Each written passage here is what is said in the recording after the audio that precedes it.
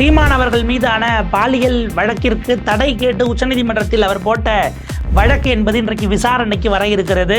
உச்சநீதிமன்றத்தினுடைய 2 பெண் நீதிபதிகளில் ஒருவரான ஜஸ்டிஸ் BV நாகரத்னா மற்றும் ஜஸ்டிஸ் சதீஷ் சந்திர சர்மா ஆகிய 2 நீதிபதிகளின் முன்னால் இந்த வழக்கு என்பது பரபரப்பான சூழலில் விசாரணைக்கு வர இருக்கிறது. இது அத்தனையும் ஒரு பக்கம் இருக்கும் பொழுது இன்னொரு பக்கம் சம்பந்தப்பட்ட வழக்கு கொடுத்த அந்த நடிகை குறித்து தொடர்ந்து குறிப்பாக நேற்றைக்கு ஞாயிற்றுக்கிழமையும் கூட அவதூறாக ஆபாசமாக அருவருக்கத்தக்க வகையிலான கருத்துக்களை பொதுவெளியில் சீமான் அவர்கள் தொடர்ந்து சொல்லி வருவது என்பது எந்த அளவுக்கு மிகப்பெரிய பின்விளைவுகளை ஏற்படுத்த போகிறது என்கிற கேள்வி எழுந்திருக்கிறது. ஒரு வழக்கில் குறிப்பாக இந்த வழக்கை விசாரிக்க போகும் ஜஸ்டிஸ் BV நாகரத்னா அவர்கள் 2-3 நாட்களுக்கு முன்பாக ஒரு வழக்கில் நீதிபதிகளை பெண் நீதிபதிகளை எப்படி நடத்துறீங்க அப்படின்னு மிக விரிவான கடுமையான வாதங்களை தன்னுடைய தீர்ப்பில் குறிப்பிட்டிருந்தார். அப்படி ஒரு ஆஸ்பெக்டில் பார்க்கும் பொழுது குறிப்பாக பாலியல் வன்கொடுமை வழக்கு அந்த செக்ஷன்ஸ் எல்லாம் உள்ள இருக்கும் பொழுது உச்சநீதிமன்றத்தில் எதற்காக இந்த மனு போகிறது, அவர்கள் எப்படியெல்லாம் பார்க்க வாய்ப்பு இருக்கிறது, சீமான் அவர்கள் தொடர்ந்து பொதுவெளியில் அந்த பாதிக்கப்பட்ட வழக்கு கொடுத்திருக்கக்கூடிய நடிகை குறித்து பேசக்கூடிய பேச்சுக்கள் என்பது எப்படி பேக் ஃபயர் ஆக வாய்ப்பு இருக்கு என்கிற விஷயங்களை விரிவாக அலசுகிறது இந்த தமிழ் குரலின் வளவன் எக்ஸ்க்ளூசிவ் செய்தி தொகுப்பு. நாம் தமிழர் கட்சியினுடைய தலைமை ஒருங்கிணைப்பாளர் திரு சீமான் அவர்களின் மீது நடிகை ஒருவர் கொடுத்த பாலியல் புகார் 2011 கொடுக்கப்பட்டது. பிறகு 12 வாபஸ் வாங்கப்பட்டது. அதற்கு பிறகு 23 மறுபடியும் எடுத்தாங்க. அப்படி எடுத்ததை எதிர்த்து அவர் வழக்குக்கு போனார். 24 இப்போ அவர் கடைசியாக விசாரணைக்கு போய் வலசரவாக்கம் காவல் நிலையத்தில் சுமார் 63 கேள்விகளுக்கு அவர் ஆஜராகி பதில் எல்லாம் அளித்தார். இதில் என்ன விஷயம் அப்படின்னா, காவல்துறையினர் அவர்கிட்ட நேரம் கேட்டாங்க, அடுத்து நீங்கள் எப்போ சார் விசாரணைக்கு வர போகிறீங்க, இன்னும் ஒரு 300க்கும் மேற்பட்ட கேள்விகள் அப்படிங்கிற விஷயத்தை அன்றைக்கி அவங்க கேட்கும்போதே அவர் நான் சொல்கிறேன் அப்படின்ற மாதிரி சொல்லிட்டு வந்து ப்ரெஸ் மீட்டில் அதையும் வேறு சொல்கிறாரு. அடுத்து எப்போ வருவீங்கன்னு என்கிட்டே கேட்குறாங்க அப்படிங்கிறதெல்லாம் அவர் சொன்னார். இதெல்லாம் ஒரு பக்கம் இருக்கும்போது உச்சநீதிமன்றத்துக்கு அவர்கள் அவசரமாக வழக்கை கொண்டு போயிருக்கிறார்கள். அந்த வழக்கினுடைய அதாவது சுப்ரீம் கோர்ட்டினுடைய இன்றைய காஸ்ட் லிஸ்ட்டை பார்க்கலாம். Fresh for admission criminal cases, அதாவது கிரிமினல் வழக்குகளில் புதிதாக வந்திருக்கக்கூடியது முறையாக அந்த கேஸ் வருது. அது வந்து பார்த்திங்க அப்படின்னா SLP criminal number 3287 out of 2025. அதில் Seeman versus state represented by inspector of police and another அப்படிங்கிறது தான் அந்த வழக்காக இருக்கிறது. 62வது வழக்காக இது பட்டியலிடப்பட்டிருக்கிறது. உச்சநீதிமன்றத்தினுடைய நீதிபதிகள் ஜஸ்டிஸ் BV நாகரத்னா மற்றும் ஜஸ்டிஸ் சதீஷ் சந்திர சர்மா ஆகிய 2 நீதிபதிகள் அமர்வு முன்பாகத்தான் இது பட்டியலிடப்பட்டிருக்கிறது அப்படிங்கிறத பார்க்குறோம். இப்போ எதற்காக போயிருக்காரு அப்படின்னா, சீமான் அவர்கள் இந்த வழக்கில் அடிப்படையில் அவங்க தரப்பில் வச்சிருக்கக்கூடிய ஒரு வாதம் என்னவா இருக்குன்னா, சென்னை உயர்நீதிமன்றம் இந்த வழக்கை 12 வாரங்களுக்குள் விசாரித்து இறுதி அறிக்கையை தாக்கல் செய்ய வேண்டும் என சென்னை உயர்நீதிமன்றத்தினுடைய தனி நீதிபதி ஜஸ்டிஸ் GK இளந்திரன் அவர்கள் ஒரு உத்தரவை விட்டிருந்தார். இந்த உத்தரவை எதிர்த்து, அதாவது சென்னை உயர்நீதிமன்றம் இந்த இதை வந்து இதனுடைய வாத பிரதிவாதங்களில் சரியாக பார்க்கலை அப்படின்னு சொல்லி தன்னுடைய தரப்பு அதில் சரியாக இன்டர்பிரேட் பண்ணப்படலை என்று கேட்டு அவர் உச்சநீதிமன்றத்துக்கு போயிருக்கிறார். அப்படின்னா என்ன அர்த்தம்? உச்சநீதிமன்றம் வந்து பார்த்திங்க அப்படின்னா இதை வந்து மறுபடியும் மறு விசாரணைக்கு உத்தரவிடணுமா அப்படிங்கிறது பிரேயரானா, அதை விட முக்கியமானது இப்போது தன்னை அழைத்து போலீஸ் விசாரிப்பதற்கு தடை கொடுக்க வேண்டும் அப்படிங்கிறது தான் அவங்களுடைய பிரதான பிரேயராக இருக்கிறது. அதாவது உயர்நீதிமன்றம் விசாரித்ததில் சரியா தவறான்னு நீங்கள் ஒரு இன்டர்பிரிட்டேஷனை நீங்கள் கொடுங்க, அது கொடுக்குற வரைக்கும் போலீஸ் என்னை விசாரிக்கிறதுக்கு தடை கொடுங்க அப்படிங்கிறது தான் இந்த வழக்கினுடைய அடிப்படை சாராம்சமாக இருக்கிறது. ஸோ இதுதான் இன்றைக்கு பட்டியலிடப்பட்டிருக்கிறது. அன்னைக்கு கூட உங்களுக்கு சீமான் அவர்கள் கேட்டார் ப்ரெஸ் மீட்டில், 3 மாதம் டைம் கொடுத்துருக்காங்கல்ல, அதையே நீங்கள் 3 நாளில் என்ன நெருக்குறீங்க, இது அரசியல் இல்லாமல் வேறு என்ன அப்படிங்கிறத ஒரு கேள்வியாக வர வச்சார். அது ஒரு வகையில் பார்த்தா அதில் உண்மையே கிடையாது அப்படின்னு நம்ம சொல்ல முடியாது. ஆனால் இது மாதிரியான சீரியஸ் அஃபென்சஸில் ஏன்னா குற்றம் சாட்டப்பட்டிருக்கக்கூடிய செக்ஷன்ஸை நம்ம பார்த்துருவோம். அதுக்கு முன்னாடி ஜஸ்டிஸ் இளந்திரன் அவர்களுடைய அந்த தீர்ப்பில் சில விஷயங்களை நம்ம பார்க்க வேண்டியிருக்கு. அவர் குறிப்பிட்றாரு, ஜஸ்டிஸ் இளந்திரன் அவர்கள் தீர்ப்பினுடைய அந்த 8th பேராவை நம்ம பார்க்குறோம். In view of the above the score find no ground to quash the FIR registered in crime number 1007 of 2011 for an offence under section 417, 420, 354, 376 and 506(1) of IPC. Also section 4 of Tamil Nadu Prohibition of Harassment of Women Act, and this petition is liable to be dismissed. மேலே குறிப்பிடப்பட்டுள்ள இந்த 5 பிரிவுகளிலும் plus கூடுதலாக இன்னொரு செக்ஷனில் பதிவு பண்ணியிருக்காங்களே தமிழ்நாட்டினுடைய சட்டம், அது வந்து ஐபிசி இந்தியா முழுமைக்கான சட்டம். இதன் அடிப்படையில் பார்க்கும்போது இது வந்து சரி அப்படிங்கிறது தான் நம்ம பார்க்க வேண்டியிருக்கு. இந்த எஃப்ஐஆரை ரத்து செய்யணும் என்று மனுதாரர் திரு சீமான் அவர்கள் அவர் போட்டிருக்கக்கூடிய இந்த மனுவை தள்ளுபடி செய்ய உகந்ததாக இந்த நீதிமன்றம் கருதுகிறது. Accordingly the criminal original petition is dismissed. However, ஆனால் the first respondent is directed, காவல்துறை வலசரவாக்கம் அதனுடைய இன்ஸ்பெக்டர் அவர் எனக்கு இந்த நீதிமன்றம் என்ன ஆணையிடுகிறது உத்தரவிடுகிறது அப்படின்னா அவருக்கு to complete the investigation and file a final report within a period of 12 weeks, அந்த வித்தின் 12 வாரங்களுக்கு உள் அவர் அதை இது வைக்கணும் from the date of receipt of order of this copy அப்படிங்கிறத அவர் குறிப்பிடுறாரு. ஸோ இந்த இடத்திலிருந்து நம்ம பார்க்க வேண்டியிருக்கிறது, நீதிமன்றம் தெல்ல தெளிவாக சீமான் அவர்கள் இதை கோருவதற்கான உரிமைங்கிறது இல்லை அப்படிங்கிறத அவருடைய தீர்ப்பில் குறிப்பிட்டிருக்கார். ஸோ இப்போ இதில் தான் சீமான் அவர்களுடைய வழக்கறிஞர் அவர் ஆஜராகி கொடுத்த பல விஷயங்களை நீதிமன்றம் ஏன் நாங்கள் இதை தள்ளி வைக்கிறோம், இந்த வாதத்தை ஏற்றுக்க முடியாது. ஏன்னா ரொம்ப இதில் இந்த வழக்கில் போட்டிருக்கக்கூடிய இந்த நடிகை அவங்க ஒன்றும் ரஸ்டிக் கிடையாது அப்படின்னு அவருடைய வழக்கறிஞர் பேசுகிறார். இப்போ உதாரணத்துக்கு நம்ம கோட் பண்ணுவோம், even assuming the petitioner had sexual intercourse with second respondent, 2 பேரும் ஒன்றாக பாலியல் ரீதியாக உறவு கொண்டார்கள் என்ற போதும் கூட it was only consensual and the second respondent is not a rustic lady to believe the words uttered by the petitioner. இதுதான் அதாவது இன்றைக்கு சீமான் எதெல்லாம் வெளியில் பேசுகிறாரோ அது அதனுடைய வேற ஒரு வெர்ஷனை தான் அவருடைய வழக்கறிஞர்கள் நீதிமன்றத்தில் வச்சுருக்கிறாங்க. அவங்க ஒன்று வந்து விவரம் தெரியாத நாட்டுப்புற பெண் கிடையாது. இதுவே அடிப்படையில் அப்போ கிராமப்புற பெண்கள் வந்து நீங்கள் ஒரு படி கீழே அல்லது விவரம் தெரியாதவங்கன்னா ஈஸியாக ஏமாந்துருவாங்கன்னு ஒரு இடத்துக்கு வரீங்களாங்கிறது இருக்குது. ஆக்சுவலாக சீமான் இன்றைக்கு பொதுவெளியில் பேசிகிட்டு இருக்காரு இல்லையா, இதுதான் பாலிஷ்டாக நான் என்னமோ கரும்பக்காட்டுக்குள்ளே சோளக்காட்டுக்குள்ளே இந்த மாதிரியான இதெல்லாம் அவர் திரும்ப திரும்ப அந்த உதாரணங்களை சொல்கிறது அப்படிங்கிறதே பொதுவெளியில் வைக்கிறதுங்கிறதே மிகப்பெரிய பிரச்சனைகளுக்கும் சர்ச்சைகளுக்கும் வித்துடுது. இப்போ என்னன்னா பொதுவெளியில் தொடர்ந்து பெண்களை அவர் அவமானப்படுத்துகிறார் என்கிற செக்ஷனை அவருடைய ஒவ்வொரு பிரஸ் மீட்டுக்கும் போடுவதற்கான கோரிக்கைகளை பலரும் எழுப்பிக்கிட்டு இருக்காங்க. இதே மாதிரியான ஒரு வாதத்தை தான் அவருடைய வழக்கறிஞர் சென்னை உயர்நீதிமன்றத்தில் வைக்கிறாரு. இப்போ உச்சநீதிமன்றத்தில் இது போகும்போது உச்சநீதிமன்றம் இதை எப்படி பார்க்க போகிறது, அவங்க வந்து விவரம் தெரிஞ்ச லேடி அப்படிங்கிறதுனால சொன்னால் நம்பிடுவாங்களாங்கிறது ஒரு வாதமாங்கிற கேள்வி இருக்கு இல்லையா.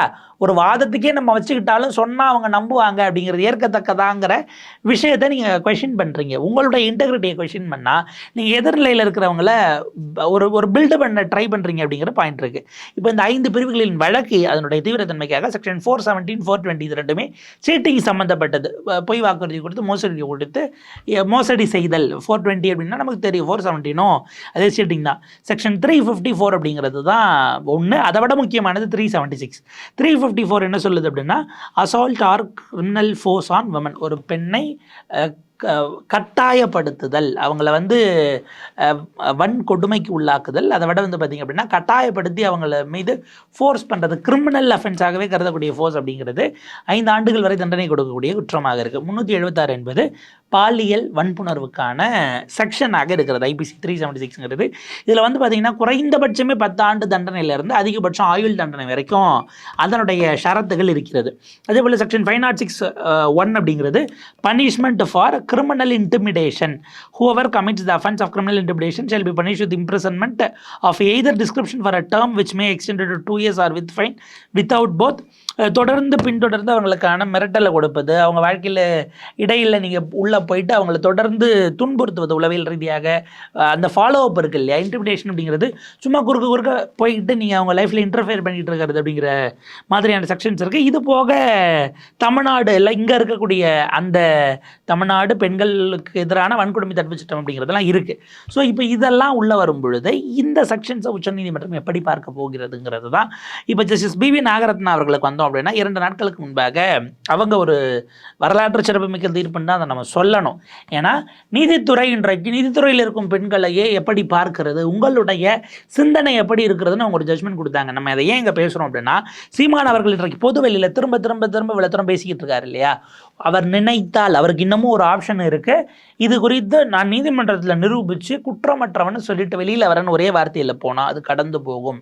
ஆனால் பொது அரசியலில் நீங்கள் சமூக வெளிகளில் இப்போ இது சமூக வெளியில் போராட வேண்டியிருக்கு, அரசியல் வெளியில் போராட வேண்டியிருக்கு, சட்ட வெளியில் நீதித்துறை சார்ந்த அந்த வெளியிலையும் நீங்கள் இதை பார்க்க வேண்டியிருக்கு. நீதித்துறை சார்ந்த விஷயத்தில் சப்ஜுடிஸ் ஆகிருக்கு, அந்த வழக்கு இது மேட்ரு கோர்ட்டில் இருக்குது, நான் அது குறித்து கருத்து தெரிவிக்க விரும்பலை, ஆனால் என் பக்கம் நியாயம் இருக்குன்னு நான் நிரூபிப்பேன்னு ஒரு வார்த்தையை சொல்லிட்டு கூட அவரால் கடந்து போக முடியும். நீதிமன்றம் இதை ஏற்றுக்குது இல்லை அவருக்கு எதிரான தீர்ப்பு வருகிறது, இதெல்லாம் வேற டிபேட், மெரிட்ஸ் ஆஃப் த கேஸ்குள்ளேயே நம்ம போல. திரும்ப திரும்ப திரும்ப ஊடகங்கள் இதை விவாதிப்பதற்கான இடத்தை திரு சீமான் அவர்கள் கொடுக்கிறார்கள். இன்றைக்கு ரொம்ப மோசமாக தனிப்பட்ட முறையில் அந்த கம்ப்ளைண்ட் கொடுத்த அந்த பெண் நடிகை குறித்து அவர் கொடுத்துருக்க விஷயமும் அவங்கள ட்ரிகர் ஆக்குது. அவங்க திரும்ப கண்ணீரும் கம்பளையுமாக அவங்க விட்டுருக்கக்கூடிய வீடியோ அப்படிங்கிறது நம்மளால பார்க்க முடியல. மறுபடியும் அடுத்து அவர் இங்கே இப்போ ஃப்ளைட் ஆகிறதுக்கு முன்னாடி ஒரு பேட்டி அவங்க வீடியோ ரிலீஸ் பண்ணுறாங்க, தூத்துக்குடியில் போய் இறங்குறாரு, திரும்ப அவர்கிட்ட அவங்க சொன்னதை கேட்டு நீங்கள் இப்படி பேசலாமான்னு கருத்து கேட்குறாங்க.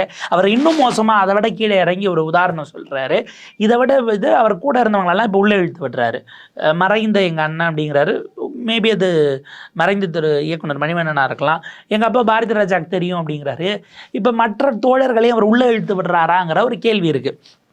அப்போ இப்படித்து அதாவது இப்போ ஒன்றும் இல்லை, நாளைக்கு இது உச்சநீதிமன்றத்துக்கு போகும்பொழுது நேற்று மட்டும் இவர் பொது வெளியில் இந்தந்த வார்த்தையெல்லாம் சொல்லி இந்த கம்ப்ளைண்ட் கொடுத்தவங்கள பொது வெளியில் ஓப்பன் ஃபோரமில் பேசியிருக்காரு அப்படின்னா அதை நீங்கள் எப்படி பார்க்க வேண்டியிருக்கு அப்படிங்கிற ஒரு கேள்வியை வைத்தால் உச்சநீதிமன்றம் அதை மிக சீரியஸாக பார்க்கலாம். இன்னும் சொல்ல போனால் 14 ஆண்டுகளாக பாலியல் வன்கொடுமை குற்றச்சாட்டில் ஒரு வழக்கை நீங்கள் பதிவு பண்ணி வச்சுட்டு ஏன் கைது செய்யாமல் இருக்கீங்கன்னு கேட்கலாம். இதனுடைய மெரிட்ஸ் ஆஃப் த கேஸ்குள்ளே இப்போ நம்ம போவதை தாண்டி இந்த பெர்ஸ்பெக்டிவை கொடுக்கக்கூடியவர் அவராகத்தான் இருக்கிறார். இப்போ டிஃபெண்டிங் த அன்டிஃபெண்டபிள் அப்படிங்கிற இடத்துக்கு போகுது. அவருக்கு ஆதரவாக இல்லை, அவரோடு நாங்கள் உறுதியாக துணை நிற்போம் அப்படிங்கிறத சொல்லணும்னு நினைக்கிறவங்க கூட அவர் திரும்ப திரும்ப பேசுகிற வார்த்தைகளை பொது வெளியில் ஆன் பாயிண்ட் கேட்டால் அவங்களால டிஃபெண்ட் பண்ண முடியாது என்கிற இடம் வருவதை தான் இப்போ நம்ம பார்க்க வேண்டியிருக்கு. அப்போ இப்போ ஜஸ்டிஸ் பி நாகரத்னம் அவர்களுடைய அந்த இதுக்கு வந்துடுறேன். பார் அண்ட் பெஞ்சினுடைய ஒரு ஸ்க்ரீன்ஷாட்டை பாருங்கள். Show sensitivity to women judges. பெண் நீதிபதிகளிடம் குறைஞ்சபட்ச புரிதலோடு அவங்கள நீங்கள் நடத்த வேண்டிய தேவை இருக்குது. உங்களுக்கு அது குறித்த அறிவு தேவைப்படுகிறது. சென்சிட்டிவாக எப்படி நடந்துக்கிறதுங்கிறதுக்கு Supreme Court orders reinstatement of MP civil judges அப்படிங்கிறத தான் பார்க்குறோம். மத்திய பிரதேசத்தில் ஒரு கேஸ் நடந்தது. அது மத்திய பிரதேச ஹைகோர்ட்டு செஞ்ச ஒரு விஷயத்தையே ஆர்டரையே சட்டவிரோதம்னு தூக்கி ஜஸ்டிஸ் பி நாகரத்னா ஒரு தீர்ப்பு கொடுத்துருக்காங்க. அது என்ன அப்படின்னா, ஒரு 6 பெண் நீதிபதிகளை மொத்தமாக சிவில் ஜட்ஜஸாக தொடக்க நிலையில் நம்ம இருக்கக்கூடிய ஜட்ஜஸாக என்ன பண்ணுறாங்க, கோவிட் முடிஞ்சு அந்த காலகட்டத்தில் வேலையை விட்டு தூக்குறாங்க. இதில் வழக்கு மேலே வருது. ஒரு 4 பேரை திரும்ப உயர்நீதிமன்றம் என்ன பண்ணுது, மத்திய பிரதேச உயர்நீதிமன்றம் நாங்கள் வேலைக்கு சேர்த்துக்கிறோன்ட்டு மீதி 2 பேரை சேர்த்துக்கல. அதில் ஒருத்தவங்களுடைய ஸ்டேட்மெண்ட், அந்த 2 பேருடைய ஸ்டேட்மெண்ட் அவங்க கோவிட் அஃபெக்ட் ஆகிறாங்க. அதில் ஒரு குறிப்பிட்ட ஜட்ஜு பார்த்திங்க அப்படின்னா அவங்க பேர் அதித்தி சர்மா அப்படிங்கிறாங்க. அந்த காலகட்டத்தில் அவங்களுக்கு திருமணம் ஆகுது, கொரோனாவால் பாதிக்கப்படுறாங்க. கொரோனாவில் பாதிக்கப்பட்டு அவங்க அதற்கு பிறகு வெளியில் வராங்க. அவங்களுக்கு எதிர்பாராத காரணங்களினால் கருச்சிதைவு ஏற்படுகிறது. அவங்க கருவுற்று இருந்தாங்க, அந்த கரு சிதைவடைகிறது. அதே நேரத்தில் அவர்களுடைய அண்ணனுக்கு கேன்சர் அப்படிங்கிறது டயக்னோசிஸ் ஆகுது. இந்த விஷயங்கள் எல்லாம் போயிட்டு இருக்கும் பொழுது, இப்போ உதாரணத்துக்கு நீங்கள் ஒரு லீவ் எடுக்கலாம், மெட்டர்னிட்டிக்கான நீங்கள் பெனிஃபிட்ஸ் எடுக்கிறீங்க அப்படின்னா நீங்கள் உடல் ரீதியாகவும் உளவியல் ரீதியாகவும் மெட்டர்னிட்டி பெனிஃபிட்ஸை தாண்டி இதில் அவங்களுக்கு கருச்சிதைவு ஏற்படுகிறது அப்படின்னா நீங்கள் உங்கள் சம்மதத்தோடைய சில நேரங்களில் கப்பிள்ஸ் ப்ரெக்னன்சியை தள்ளி போடலான்னு சில நேரங்களில் அபார்ட் பண்ணுறதுக்கு அதை நோக்கி போகலாம். சம்மதம் இல்லாமல் சில நேரங்கள் நடக்கலாம், விபத்து ரீதியாக நடக்கலாம். ஆனால் இது எல்லாமும் ஒரு பெண்ணுக்கு உளவியல் ரீதியாக என்ன தாக்கத்தை கொடுக்கும் என்பதை ஏன் மேலே இருக்கக்கூடிய நீதிமன்றங்களோ அதுக்கு மேலே இருக்கக்கூடிய உயர் நீதிமன்றங்களோ உங்களால் புரிஞ்சுக்க முடியல.